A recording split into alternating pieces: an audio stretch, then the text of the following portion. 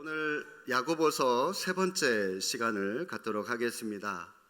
어느 날 인디언 추장이 우리 내면에서 일어나는 두 마음의 싸움에 대해서 손자에게 가르쳐주고 있습니다. 늙은 인디언 추장이 자기 손자에게 우리의 내면에는 큰 싸움이 일어나고 있다라고 이야기를 합니다. 그러자 어린 손자가 할아버지, 그러면 누가 싸우는 겁니까? 이에 추장이 설명하기를 우리 마음에 두 마리의 늑대가 있단다. 한 마리는 악한 늑대인데 그놈은 분노, 질투, 슬픔, 후회, 탐욕, 거만, 죄의식, 회한, 열등감, 거짓, 자만심, 우월감, 그리고 이기심을 가지고 있고, 또 다른 한 마리는 선한 늑대인데 그놈은 기쁨, 평안, 사랑, 소망, 인내심, 평온함, 겸손, 친절, 동정심, 아량, 진실, 그리고 믿음을 가지고 있단다. 그러자 손자가 다시 묻습니다. 그러면 할아버지, 그 둘이 싸우면 누가 이겨요? 누가 이길까요, 여러분? 추장은 한마디로 이렇게 대답을 합니다. 우리가 먹이를 주는 놈이 이긴단다. 여러분은 여러분 마음 가운데 이 악한 마음, 선한 마음, 두 마음이 있는데 어느 쪽에 먹이를 두고 있습니까? 게으름에게 먹이를 열심히 주면서 사업이 잘 되거나 직장에서 승진하기를 바라고 있지 않습니까? 세상 문화와 재미에 푹 빠져서 자신의 영혼을 찌들게 하면서 믿음이 성장하기를 바라고 있지 않습니까? 기도는 전혀 하지도 않으면서 하나님의 축복만 갈망하고 있지 않습니까? 우리가 누구에게 먹이를 주고 있느냐에 따라서 우리의 삶은 달라질 수밖에 없다는 겁니다. 우리가 이 마음 가운데 어떤 마음을 선택하느냐에 따라서 우리의 삶이 결정되어진다라고 하는 겁니다. 오늘 야고보서를 통해서 하나님께서 우리에게 주시는 이 말씀의 주제는 한마디로 성숙한 열매는 인내함으로 맺는 것이다 라고 하는 그런 말씀의 주제입니다. 12절 말씀 우리 함께 한번 읽어보시겠습니다. 12절, 시험을 참는 자는 복이 있나니 이는 시련을 견디어낸 자가 주께서 자기를 사랑하는 자들에게 약속하신 생명의 면류관을 얻을 것이기 때문이라. 자, 시험을 참는 자에게는 뭐가 있다고요? 복이 있다라고 말씀을 합니다. 시험을 참고 시험을 잘 인내하면 그에 따른 결과로 하나님의 복이 우리에게 주어지게 되는데, 자, 그 복이 어떤 복이라고요? 하반절에 뭐라고 말씀하십니까? 생명의 면류관이라고 하는 복을 얻게 될 것이다 라고 말씀을 하십니다. 성도 여러분, 생명의 면류관, 천국이라고 하는 하늘의 거룩한 그 소망을, 그것을 우리에게 복으로 받기를 원하십니까? 그렇다면 이 땅을 살아가시면서 여러분들이 만나는 시련에 대해서 참고 인내할 수 있기를 바랍니다. 사실 이 시험이라고 하는 것은 우리 학생들에게 굉장히 힘든 겁니다. 어려운 거죠. 그런데 요즘은 우리 학생들뿐만이 아니라 제가 알고 있는 어떤 분은 50대 중년의 직장인인데도요, 회사에서 하루 종일 일하고요, 곧바로 퇴근을 못합니다. 어디 가는지 아십니까? 간단하게 저녁 그냥 패스트푸드로 간단하게 저녁을 때우고요, 곧바로 또 이 중국어 학원 다니더라고요. 그 나이에. 왜 갑니까? 했더니 진급심사 시험 쳐야 된다고 해서 끝나고요, 또 바로 또 학원으로 그렇게 공부하러 가시더라고요. 아마 오늘날 모든 학생들, 모든 사람들의 소원이 있다면 그것은 시험이 없는 세상에서 살고 싶다라고 하는 그런 마음이 아닐까라고 하는 생각이 듭니다. 그런데 여러분, 이 시험을 대하는 태도를 보면 사람들마다 다 다양합니다. 어떤 사람은 시험이 오면, 어려운 일이 오면 걱정만 해요. 걱정만 합니다. 시험 준비를 제대로 하지 못해서 시험이 더 무겁게 느껴지고요, 심지어 심한 스트레스 때문에 위장병까지 걸리는 사람을 제가 봤습니다. 반면에 또 어떤 사람은 시험을 잘 준비하는 사람이 있어요. 좋다, 내가 한번 열심히 최선을 다해서 한번 공부 한번 해보겠다, 내가 공부한 거 확실하게 한번 정리를 해두겠다, 내 실력이 어느 정도인지, 그래, 저 시험을 통해서 한번 테스트 한번 해봐야 되겠다 하면서 시험을 잘 준비하는 사람들도 있습니다. 여러분, 이런 차이가 나타나는 이유가 무엇일까요? 시험이 뭔지를 아느냐 모르느냐, 바로 그 차이라고 할 수가 있는 겁니다. 시험을 그냥 마냥 무겁고 힘들게 받아들이는 사람하고요, 시험을 자신의 실력을 테스트하는 것으로 받아들이는 사람하고 당연히 시험을 대하는 자세, 태도가 달라질 수밖에 없는 거니까 그에 따른 결과도 당연히 달라질 수밖에 없는 거죠. 오늘 본문에 이 시험이라고 하는 말의 뜻을 두 가지로 사용하고 있습니다. 하나는 내부로부터 출발하는 시험이 있는데 이것을 유혹이라고 하고요, 영어로 temptation. 그리고 또 다른 하나는 외부로부터 우리에게 오는 시험이 있는데 이거는 하나님이 우리에게 주시는 시험, 다른 말로 시련, 영어로 테스트라고 하는 그런 말로 사용이 되는데, 자, 먼저 첫 번째로 사용된 이 시험이 유혹이라고 하는 단어가 있습니다. 우리는 이 유혹을 많은 분들이 외부로부터 오는 것이다 라고 생각하실 텐데, 그런데 여러분, 유혹은 그렇지 않습니다. 전적으로 우리의 내면에서부터 출발하는 겁니다. 왜 그렇습니까? 한번 여러분 좀 잘 생각을 해 보십시오. 유혹이라고 하는 것은 분명히 외부로부터 우리에게 천천히 다가와요. 우리에게 다가와서 우리를 미혹하고 넘어뜨리고 우리를 유혹합니다. 출발은 외부에서 출발을 하지만, 그러나 그 유혹을 선택하는 것은 결국 납니다. 나 자신이죠. 내 욕심이 그 유혹을 이기지 못하고 그것을 선택하는 겁니다. 하와는 뱀의 유혹을 선택을 했습니다. 왜요? 보암직하고 먹음직하고 탐스럽기까지 한 그 선악과를 맛있게 먹을 수 있을 뿐만이 아니라 선악과를 먹고 나서 하나님처럼 될 것이다 라고 하는 그 욕심이 하와 안에 있었기 때문에 그 유혹을 선택했던 거죠. 내면의 욕심, 유혹에 끌린 겁니다. 유혹은 이처럼 내 욕심에서 출발하는 겁니다. 14절 말씀 이렇게 말씀하시죠. 오직 각 사람이 시험을 받는 것은 뭐 때문에? 자기 욕심에 끌려 미혹됩니다 라고 성경도 분명히 말씀을 하고 있습니다. 욕심 없는 사람 우리 가운데 있을 수 있을까요? 욕심이 생길 수 있습니다. 욕심이 생기는 것은 어쩔 수 없습니다. 그러나 중요한 것은 그 욕심을 잉태하지 말아야 됩니다. 욕심을 우리 마음 가운데 품고 있지 말아야 됩니다. 욕심 자체는 문제가 되지 않습니다만은, 그러나 욕심을 우리 마음에 품고 있는 것, 잉태하고 있는 것은 문제가 되는 겁니다.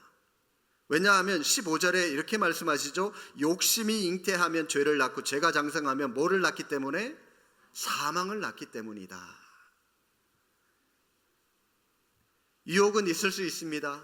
그러나 우리가 그 욕심 때문에 유혹에 이끌리면 안 됩니다. 왜냐하면 유혹에 이끌리면 그 순간 사망에 이르는 지름길이 되기 때문이다 라고 성경이 말씀하고 있기 때문입니다. 아프리카에 원숭이의 욕심을 이용을 해서 원숭이를 아주 쉽게 잡는 방법이 있다고 합니다.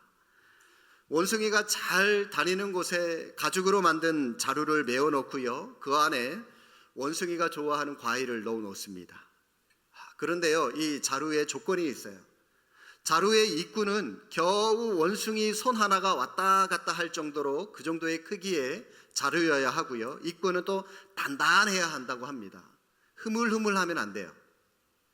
자, 원숭이가 자루를 발견하고 그 안을 들여다보니까 과일이 있는 겁니다. 바나나 같은 것들이 있는 거예요. 원숭이가 그 과일을 얻기 위해서 손을 집어넣죠? 자, 그러면 과일을 꺼내려고 할 때 과일이 안 빠져요. 주먹이 크기 때문에 쉽게 안 빠집니다. 그러는 사이에 사람들이 다가가서 원숭이를 잡으면 된다고 합니다. 원숭이를 과일을 놓고 자루에서 손을 빼면 살 수 있습니다. 그런데 과일을 놓지 않아서 사람들에게 잡히고 맙니다. 유혹도 마찬가지입니다. 유혹을 물리치지 못하면 결국 우리의 욕심이라고 하는 덫에 걸려서 우리는 사망에 이를 수밖에 없다는 겁니다. 자, 그렇다면 성도 여러분, 우리가 어떻게 이 욕심을 이길 수 있을까요? 어떻게 이 욕심이라고 하는 것을 물리칠 수 있겠습니까? 13절 말씀 함께 한번 읽어보시겠습니다. 사람이 시험을 받을 때에 내가 하나님께 시험을 받는다 하지 말지니. 여기까지. 시험, 이 유혹을 받을 때 절대로 하나님을 원망하지 말라라고 말씀을 합니다. 여러분, 우리가 유혹을 받고 그 뜻대로 자기 뜻대로 잘 되지 않으면, 근데 많은 사람들이 하나님을 원망해요. 기도도 하지 않고요, 어떤 일에 투자를 합니다. 어떤 물건을 사고 또 아파트와 같은 큰 건물을 사고 투자를 해요. 사업을 또 크게 확장을 합니다. 그런데 그 일이 자기 뜻대로 되지 않으면 많은 사람들이 내 탓이요 이렇게 하는 것이 아니라, 하나님, 내가 그것을 결정할 때 하나님이 뭐 하셨습니까? 왜 내가 그거 결정하도록 하나님 나를 내버려 두셨습니까? 하고요, 많은 사람들이 하나님 원망합니다. 우리는 죄를 직면하게 되면 두 가지로 반응합니다. 하나는 죄 자체를 부인하는 것이고요, 또 다른 하나는 우리가 맡은 이 죄에 대한 책임을 다른 사람에게 전가하려고 하는 게 있습니다. 우리의 본능이에요. 하나님께서 아담의 죄를 물었습니다. 왜 선악과를 따먹었냐? 그러니까 아담이 뭐라고 대답합니까? 아담은 내가 원해서 먹고 싶어서 선악과를 먹었습니다 라고 말하지 않았습니다. 하와가 먹으라고 해서, 저 여자가 먹으라고 해서 내가 먹었습니다 라고 얘기를 했는데요. 그런데 여러분, 아담의 대답을 들어보면 더 기가 막힌 말이 나옵니다. 성경 한번 찾아보실까요? 창세기 3장 12절 말씀 보겠습니다. 창세기 3장 12절.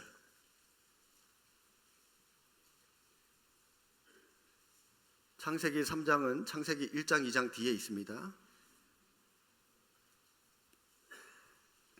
자, 3장 12절 함께 한번 읽어보실까요?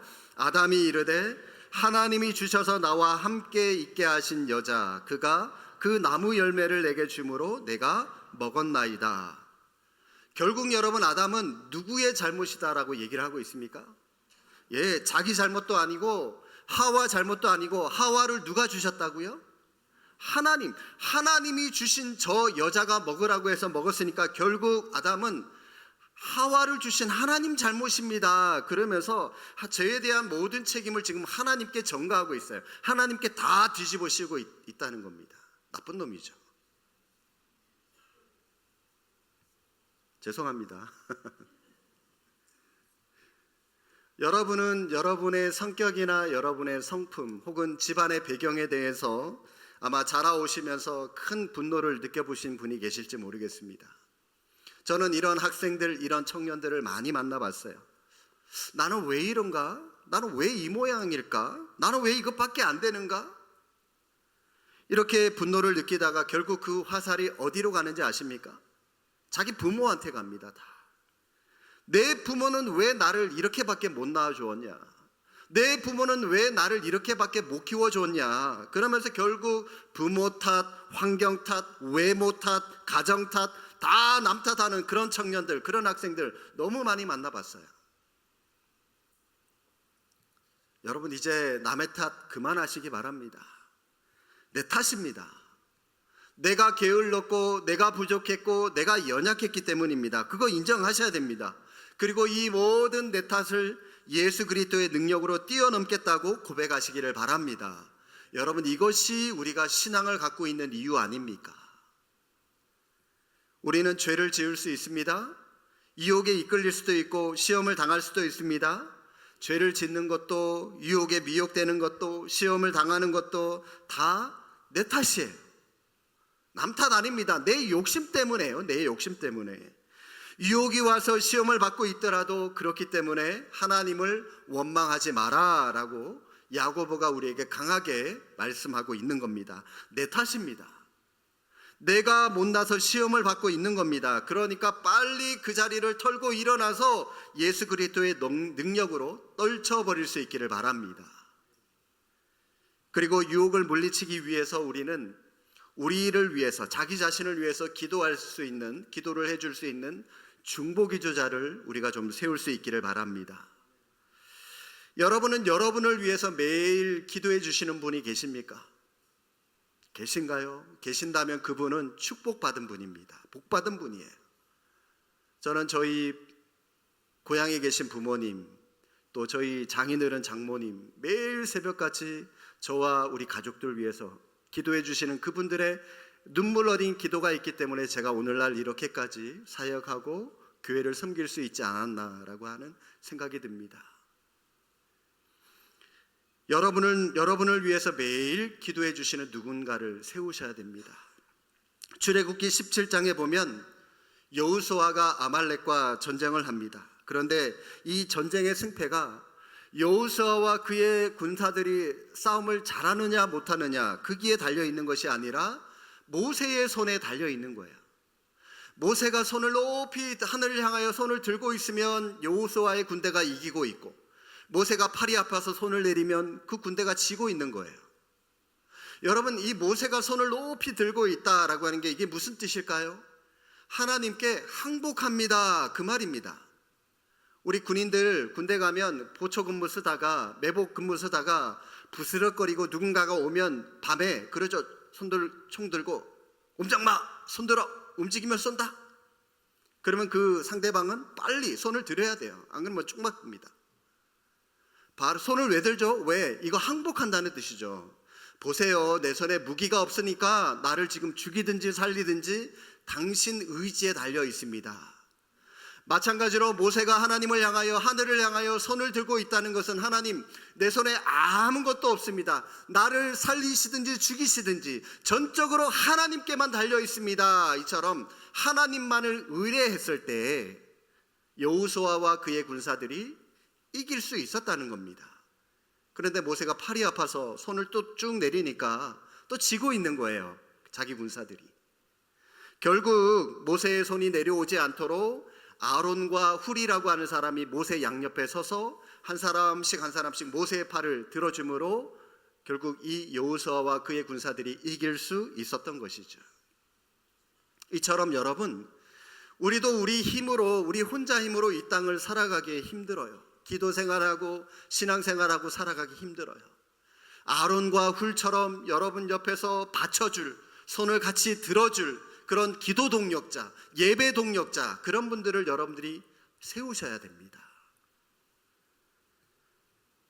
오늘 이 사건을 끝으로 출애굽기 17장 16절에 보니까요, 이렇게 기록되어 있습니다. 이르되 여호와께서 맹세하시기를 여호와가 아말렉과 더불어 대대로 싸우리라 하셨다 하였더라.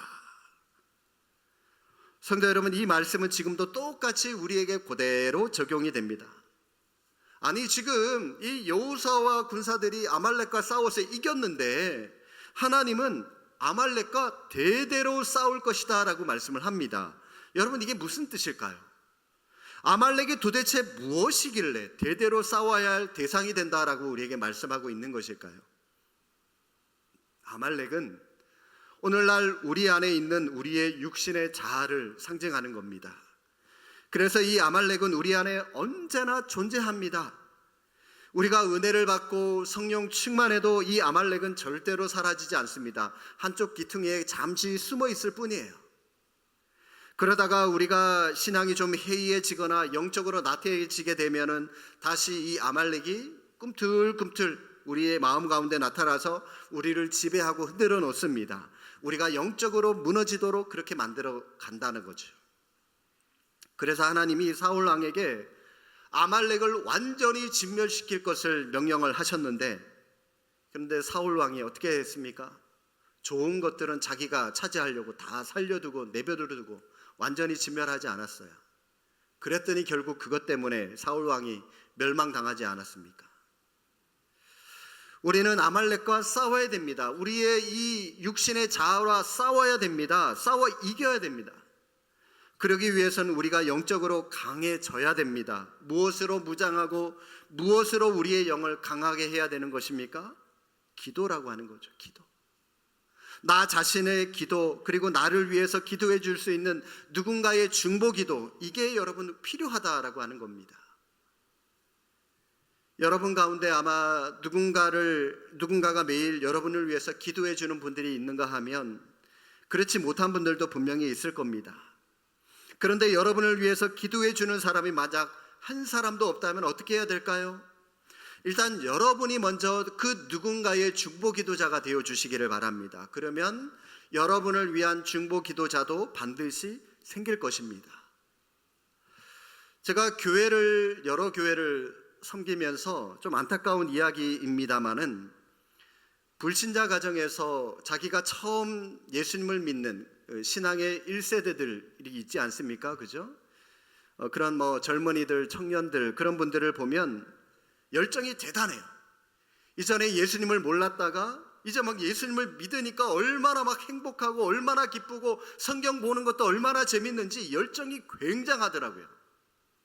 그런데 안타깝게도 그 열정이 오랫동안 지속되지 못하는 경우를 많이 봤습니다. 조금 어려운 일 당하고 조금 교회 안에서 안 좋은 소리 듣게 되면 에이 그러면서 그냥 도망가는 그런 친구들 많이 봤습니다. 왜 그럴까요? 결론 내린 거는 이겁니다. 부모님들의 중보 기도가 없기 때문이다라고 하는 겁니다. 부모님들이 기도하는 모습을 보고 배우고 또 그분들의 그 기도의 힘을 백으로 삼아서 이 청년들이, 이 젊은이들이 같이 신앙생활하고 해야 되는데 자신들도 그 부모를 따라서 이어가서 기도생활하고 해야 되는데 부모로부터 보고 배운 것이 없으니까 신앙적으로 기대고 의지할 데가 없으니까 조금만 어려운 일이 오니까 그냥 포기하고 나 몰라라 하고 도망가더라는 거죠. 그래서 여러분 만약 우리 가운데 1세대 신앙인들이 있다면 2세대, 3세대보다 더 많이 목숨 걸고 기도하셔야 되는 겁니다. 여러분 새벽기도, 금요기도 많이 나오셔서 더 열심히 1세대일수록 기도하셔야 되는 겁니다. 여러분을 위해서 무엇보다도 기도해 줄 중보기도자를 세우시기 바랍니다. 이것 때문에 제가 여러분들 전도회 모여라, 순모임 해라 그러는 거예요. 여러분 순모임 가셔가지고요 모이세요. 나 우리 가정에 내 사업하는데 이런 기도 제목이 있으니까 권사님, 집사님 나 이거 위해서 같이 기도해 주십시오. 중보기도자 이것 때문에 필요한 겁니다. 모여가지고요 밥 먹고 커피만 마시고 헤어지지 마시고 말씀도 나누시고 기도 제목도 나누시고 그게 진짜 순모임인 거죠. 모세가 아론과 훌의 도움으로 팔을 높이 들어서 그의 군사들이 승리할 수 있었던 것처럼 여러분도 옆에서 같이 도와주는 사람이 있어야만 우리 인생의 경주에서 이 아말렉과의 전쟁에서 우리가 승리할 수 있다는 것입니다. 믿음의 동력자들 많이 세우셔야 돼요. 우리 여러분들 자녀 가운데 학생들 있으면 청년들은 청년부에 보내시고요. 중고등부, 중년부 보내세요. 같은 믿음의 동기들, 친구들하고 같이 신앙생활 나누셔야 되는 거예요. 중요합니다, 여러분. 시험의 또 다른 종류인 시련이라고 하는 것이 있습니다. 테스트죠. 이것은 외부로부터 주어지는 시험입니다. 하나님이 우리에게 주시는 시험. 우리에게 더 좋은 믿음, 더 좋은 삶을 주시기 위해서 우리를 테스트하는 겁니다. 요셉은 형들에게 인신매매를 당하고 보디발의 아내에게 억울한 누명을 쓰고 감옥에 갇혔습니다. 그런데 요셉이 형들이나 보디발의 아내나 하나님을 원망한 적이 있었습니까? 원망하지 않았습니다. 아무도 원망하지 않았습니다. 왜요? 이 모든 것들이 다 하나님께서 자기를 테스트하는 것이라고 생각했기 때문입니다. 하나님이 우리에게 시련을 주시는 목적이 바로 우리를 하나님의 자녀답게 살아가도록 하기 위함이라고 하는 사실을 깨달을 수 있기를 바랍니다. 여러분 직장의 동료나 또 교회에서 대인관계가 어려운 분들이 계십니까? 최선을 다해서 일했는데 아무도 알아주지 않습니까? 낙담하지 마십시오. 정직하게 사업을 했는데도 일이 잘 안 되고 오해를 받고 있습니까? 절망하지 마시고 화내지 마시고 기다리시면 됩니다. 왜냐하면 이 모든 것들이 다 우리의 믿음을 성장시키기 위한 하나님의 계획, 하나님의 프로젝트이기 때문입니다. 그렇다고 여러분 우리가 이 시련 앞에서 마냥 무기력하게 그냥 고통만 당하고 있어야 하는 것일까요? 이겨내야 되지 않습니까? 그런데 여러분 오늘 성경은, 오늘 본문은 감사하게도 시험을 이기는 자가 아니라 시험을 견디는 자가 복이 있다라고 말씀을 합니다. 12절 다시 한번 보시기 바랍니다. 12절. 시험을 참는 자, 시험을 중간에도 시험을 견디어낸 자에게 생명의 면류관이 주어지게 될 것이다 라고 말씀하고 있습니다. 시험을 참으라고 말씀하시죠. 이 참다라고 하는 말을 이 영어 성경에 보니까요, 시험 아래에서 견디는 자, 시험에 붙어 있는 자, 이렇게 번역이 되어 있더라고요. 여러분, 이 참고 견디는 건 우리 힘으로 어떻게 할 수 없다는 말입니다. 이 붙어 있다라고 하는 이 말을 묵상하는 가운데 요한복음 15장 4절 말씀이 생각이 났습니다. 내 안에 거하라, 나도 너희 안에 거하리라. 가지가 포도나무에 붙어 있지 아니하면 스스로 열매를 맺을 수 없음 같이 너희도 내 안에 있지 아니하면 그러하리라. 시련을 극복하지 못해도, 시련을 이기지 못해도 괜찮습니다. 그냥 견디기만 하시면 됩니다. 붙어 있기만 하시면 됩니다. 덤벼들어서 이기려고 하지도 마시고 힘들다고 피하지도 마시고 그냥 붙어 있기만 하시면 되는 겁니다. 가지가 열매를 맺기 위해서 몸부림칠 필요 없습니다. 가지는 그냥 포도나무에 쫙 붙어 있기만 하면 됩니다. 그러면 때가 되면 가지에 포도송이가 주렁주렁 열매 맺게 되는 겁니다. 하나님이 주시는 시련은 우리를 넘어뜨리기 위해서 주시는 시련이 아닙니다. 오히려 우리를 세우시고 하나님의 사람으로 우리를 사용하시기 위해서 우리에게 주시는 시험이죠.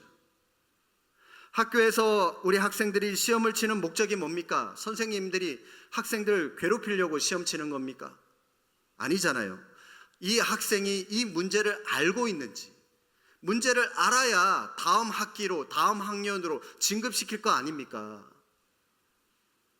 점검하기 위해서 시험을 치는 거죠. 마찬가지로 하나님의 시험도 하나님이 우리를 쓰러뜨리려고, 우리를 실패로 이끌어가려고 시험을 주시는 것이 아니라 우리의 믿음을 성장하기 위해서, 더 큰 하나님의 일을 맡기기 위해서 우리에게 시험이라고 하는 것을 테스트한다는 겁니다. 여러분 중에 유난히 시련이 많다고 느끼는 분들이 계십니까? 기뻐하시기 바랍니다. 하나님이 쓸만한 분으로 인정하셨다는 겁니다. 그래서 테스트하는 거예요. 아무 시련 없이 반면에 평범하게 살고 싶으십니까? 그런 분이 계신다면 시련 받는 분을 오히려 부러워하셔야 됩니다. 기꺼이 시험 받기를 원하시기를 바랍니다. 왜냐하면 하나님은 포기한 사람에게는 시련을 주시지 않기 때문입니다. 여러분, 학교에서 이 영어 포기하고 수학 시험 포기한 아이들, 시험지 나눠주면 그냥 1번으로 딱 찍어놓고 처음부터 끝까지 잠만 퍼질러 자는 아이들에게 여러분, 그 시험 무슨 의미가 있습니까? 그런 사람에게 의미 없죠. 마찬가지로 하나님께서 쓰시기를 포기한 사람에게는 테스트하지 않습니다. 의미가 없기 때문에. 열심히 그래도 나름대로 믿음대로 열심히 살아가고자 애쓰는 사람에게 하나님은 테스트를 하셔서 그 시험에 통과하면 그 사람에게 큰 일을 맡기시는 거죠.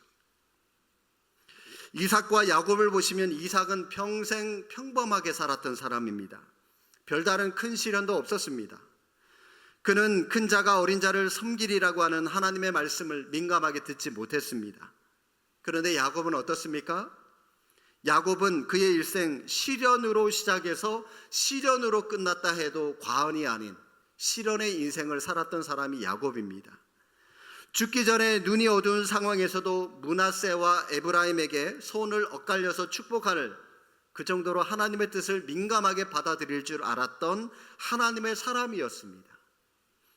결국 그의 삶이 온통 시련뿐이었음에도 불구하고 그 시련을 참고 인내했기 때문에 그는 이스라엘이라고 하는 한 민족의 뿌리가 되는 큰 복을 누리게 되었다라고 하는 겁니다. 사랑하는 성도 여러분, 시험을 당하고 있습니까? 담대하게 견디시기를 바랍니다. 주님이 분명하게 말씀하십니다. 두려워하지 말라, 내가 너와 함께 함이니라. 주님이 우리와 항상 함께 하십니다. 우리가 당하고 있는 이 시험은 하나님이 여러분을 위해서 계획하신 거룩하신 테스트입니다. 따라서 그 시험을 참는 것이 복받는 비결입니다. 시험을 잘 참고 견딜 수 있도록 우리에게 힘주시는 주님과 날마다 동행하는 삶을 살아가시고, 그래서 그 시험을 능히 이길 수 있을 뿐만이 아니라 하나님이 예비하신 풍성한 복을 받아 누리는 믿음의 귀한 성도들이 다 되시기를 주님의 이름으로 축복합니다. 기도하겠습니다.